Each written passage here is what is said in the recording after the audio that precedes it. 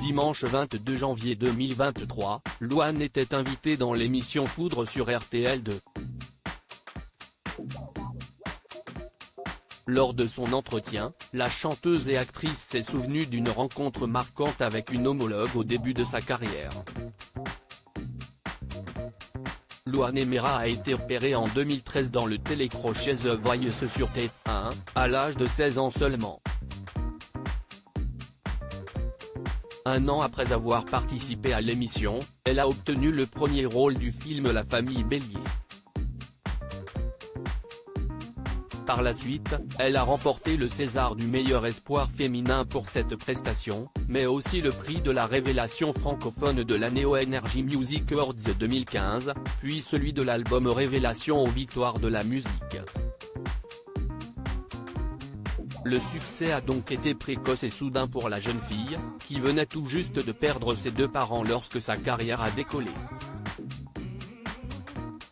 Pour gérer cette notoriété, elle a pu compter sur le soutien de certains proches, mais aussi de célébrités ayant connu une expérience similaire à la sienne.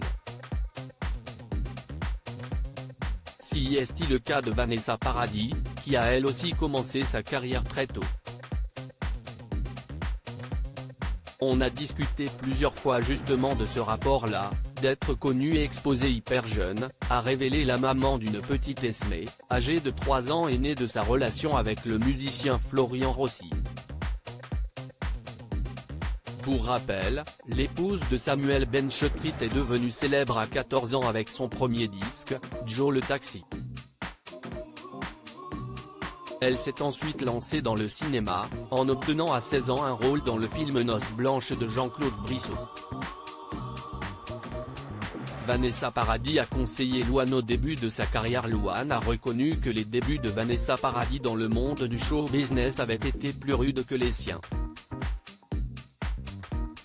Ça a été hyper difficile pour elle, moi, ça n'a pas été hyper simple mais ça n'a pas été aussi dur que ce qu'elle a vécu, forcément.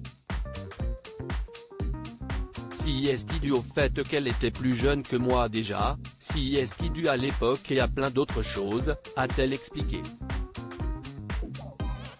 Celle qui ne se sentait pas bien dans sa peau étant plus jeune a toutefois eu du mal à comprendre pourquoi elle intéressait autant, et d'un coup, les mondes de la musique et du cinéma.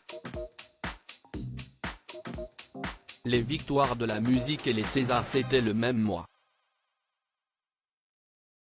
Ça n'avait pas de sens, a-t-elle souligné. La chanteuse a expliqué avoir reçu de précieux conseils de la part de Vanessa Paradis. Aujourd'hui, si elle cherche encore une légitimité à tout ce qui lui arrive, assurant au passage qu'il ne s'agit pas de fausse modestie, elle parvient à supporter sa notoriété, avec ses conséquences positives comme négatives. Et si est en partie grâce à l'interprète de Divine Idyll.